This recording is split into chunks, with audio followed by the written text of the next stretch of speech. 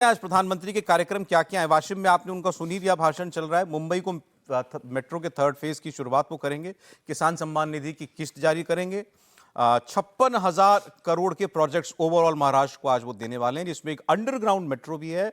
और इसके अलावा ठाणे में 32,800 करोड़ के परियोजना है। लक्ष्मी बह रही है महाराष्ट्र में। 1 लाख करोड़ से ज्यादा का प्रधानमंत्री घोषणा करने वाले हैं आज एक दिन में। बिल्कुल। और देखिए, वही क्षेत्र चुना है जहां भारतीय जनता पार्टी को लग रहा है कि उन्हें विधानसभा चुनाव में अच्छा प्रदर्शन करना है। जैसे वाशिम में आज प्रधानमंत्री मोदी थे। वाशिम लोकसभा सीट जो है वाशिम यवतमाल, वहां से उद्धव बाला साहब ठाकरे ने यह 2024 के अंदर जीती है सीट। तो यहाँ की जो 7 विधानसभा है, वहां पर एक बंजारा कम्युनिटी का अच्छा एक प्रभाव देखने में आता है। तो यहाँ भारतीय जनता पार्टी को लग रहा है, और शायद पीएम की रैली वहां पर जो रखी गई है, सभा रखी गई है। इसके बाद पुणे को एक अंडर ग्राउंड मेट्रो दी गई है। पुणे के अंदर शरद पवार राष्ट्रवादी कांग्रेस का एक प्रभाव है। तो प्रधानमंत्री मोदी अब हरियाणा चुनाव हो गया, महाराष्ट्र के अंदर फोकस कर रहे हैं। अमित शाह भी पिछले हफ्ता 2 दिन संगठन की बैठक लेकर आए। अमित शाह भी खुद वहां घोषणा कर आए। उसके पहले संगठन के जो अभी चुनाव प्रभारी है भूपेन्द्र यादव और सह प्रभारी अश्विनी वैष्णव, वो दोनों लगातार महाराष्ट्र का दौरा कर रहे हैं, संगठन की बैठक ले रहे हैं। सबसे बड़ी चिंता भारतीय जनता पार्टी के इस बार 2024 का जो लोकसभा चुनाव रहा है, वो एक बड़ा चिंता का विषय है कि जो विधानसभा चुनाव में अगर वोटिंग पैटर्न वैसा रहता है तो एक बड़ा नुकसान भारतीय जनता पार्टी महायुति गठबंधन को उठाना पड़ सकता है। लोकसभा में तो बहुत नुकसान हुआ।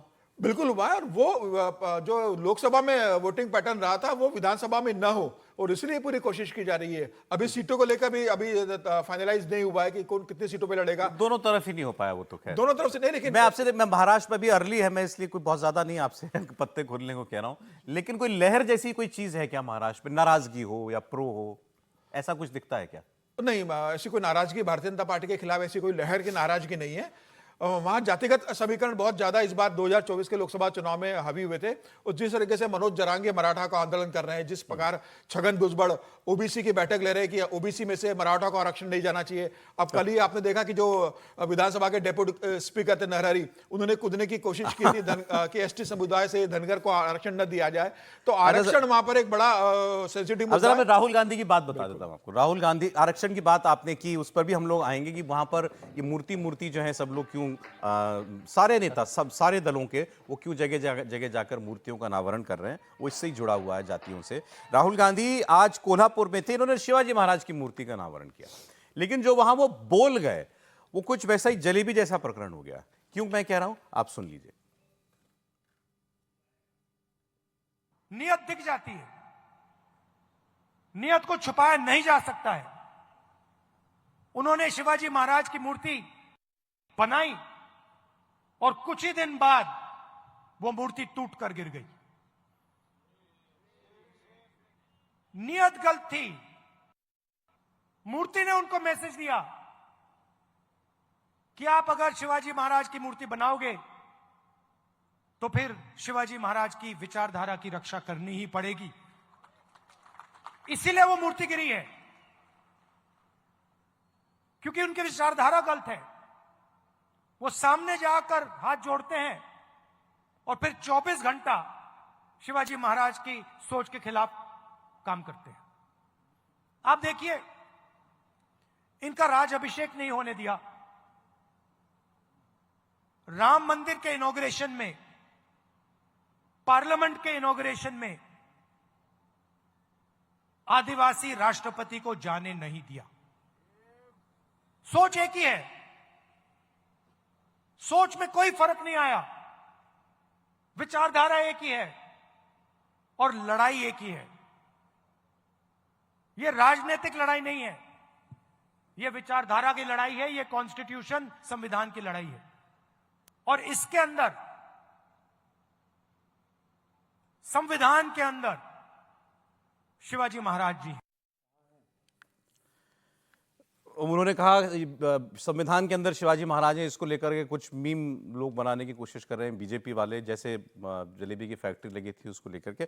इंपॉर्टेंट खैर ये नहीं, इंपॉर्टेंट ये कि राहुल गांधी जी शिवाजी महाराज की प्रतीकों को लेकर राजनीति कर रहे हैं महाराष्ट्र में। नहीं, एक तो शिवाजी महाराज के प्रतीकों को लेकर बात कर रहे हैं, तो शिवाजी का सारा संघर्ष मुगल आक्रांताओं के खिलाफ ही हुआ। ये बेसिक है, यहीं से शुरू करना पड़ेगा। और दूसरा बेसिक क्या है, जो जिजाऊ यानी उनकी माताजी जीजाबाई जिस साम्राज्य की स्थापना के लिए शिवराय को इतना बड़ा बनाया, जो मराठा से हिंदू साम्राज्य की बात की, वो हिंदवी साम्राज्य था। तो क्या राहुल गांधी या कांग्रेस पार्टी उस हिंदवी स्वराज्य, हिंदवी साम्राज्य के लिए कोई शब्द कह सकती है?